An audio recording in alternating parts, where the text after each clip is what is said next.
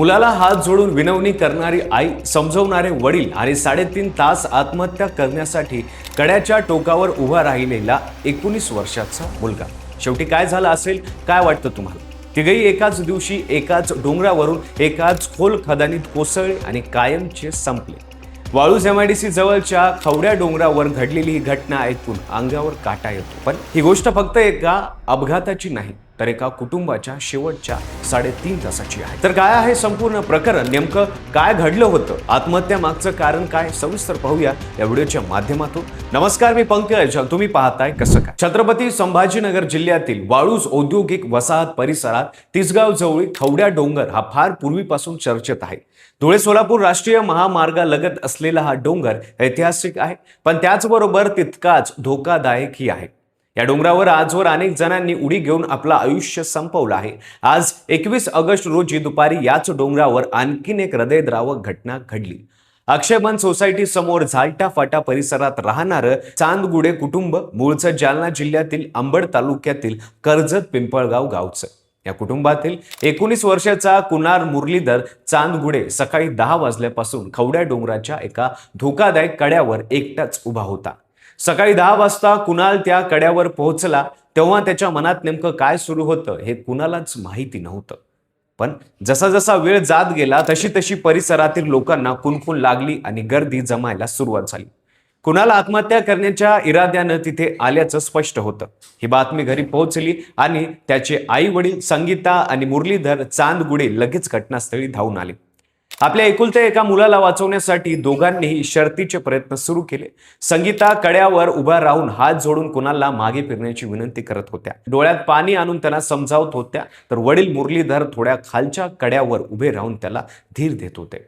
बोलण्यात गुंतवून ठेवण्याचा प्रयत्न करत होते, पण कुणाल कोणाचंही ऐकण्याच्या मनस्थितीत नव्हता. तो सतत दिशा बदलत होता, कधी इकडे तर कधी तिकडे सरकत होता. जणू आतून त्याने काहीतरी ठरवूनच टाकलं होतं. तब्बल 3 तास हे बिनविन चालू राहिलं. आजूबाजूचे नागरिक हे मदतीसाठी पुढे सरसावले, पण परिस्थिती हाताबाहेर जात असल्याचं लक्षात येताच लोकांनी वाळूज MIDC पोलिसांना आणि महापालिकेच्या अग्निशामक दलाला घटनेची माहिती दिली. काही वेळातच अग्निशामक दलाचे जवान घटनास्थळी दाखल झाले. परिस्थितीचं गांभीर्य ओळखून त्यांनी डोंगराच्या पायथ्याशी मोठी सुरक्षा जाळी उभारली, जेणेकरून कुणाल उडी घेतलीस तर त्याला त्या जाळीत झेलता येईल. पण इथेच खरी अडचण होती. कुणाल सतत जागा बदलत असल्याने तो नेमका जाळीवरच पडेल याची कोणती शाश्वती नव्हती. पोलीस अंमलदार सुरेश भिसे आणि मंगेश जाधव यांनी कुणालला खूप समजवण्याचा प्रयत्न केला, पण त्यालाही यश आलं नाही. आणि मग तो क्षण आला जो या संपूर्ण घटनेला सर्वात भयानक आणि निर्णायक ठरला. त्याला प्रत्यक्ष जाऊन धरण्याचा प्रयत्न करत होते. पोलीस सूत्राच्या माहितीनुसार मुरलीधर यांनी अचानक पुढे जाऊन कुणालला पकडल्याचा प्रयत्न केला. त्याच वेळी कुणाल डोंगराच्या कपारीत अगदी खेटून उभा होता. या अनपेक्षित हालचालीमुळे कुणालचा तोल गेला आणि तो कड्यावरून खाली कोसळू लागला. आपल्या मुलाला वाचवण्याच्या शेवटच्या प्रयत्नात मुरलीधरही त्याच्या मागे धावले, पण त्यांचाही तोल गेला आणि दोघेही एका पाठोपाठ एक त्या उंच कड्यावरून खोल खदानीत कोसळू लागले. डोळ्या देखत आपला नवरा आणि मुलगा दोघेही दरीत कोसळताना पाहून संगीता यांच्या मनाचा बांध तुटला. एका क्षणाचाही विलंब न करता त्यांनीही त्याच कड्यावरून खाली उडी घेतली. तिघेही त्या उंच कड्यावरून थेट खाली खोल खदानीत तळाशी असलेला महाकाय खडकावर जाऊन आदळले. इतक्या उंचावरून पडल्याने आणि खडकावर थेट आघात झाल्याने तिघांच्याही डोक्याला गंभीर मार लागला आणि तिघे जागच्या जागी मृत्युमुखी पडले. अवघ्या काही सेकंदात एक संपूर्ण कुटुंब संपून गेलं.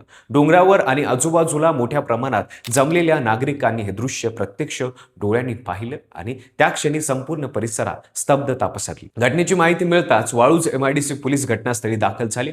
पोलिसांनी स्थानिक नागरिकांच्या मदतीने खोल खदानीत उतरून तिन्ही मृत्यूदेह अत्यंत कष्टाने बाहेर काढले. त्यानंतर रुग्णवाहिकेतून तिन्ही मृत्यूदेह उत्तरीय तपासणीसाठी घाटी रुग्णालयात पाठवण्यात आले. पोलिसांनी घटनास्थळाचा पंचनामा केला असून तीव्र कौटुंबिक वादातून ही घटना घडल्याचं सांगण्यात येत आहे.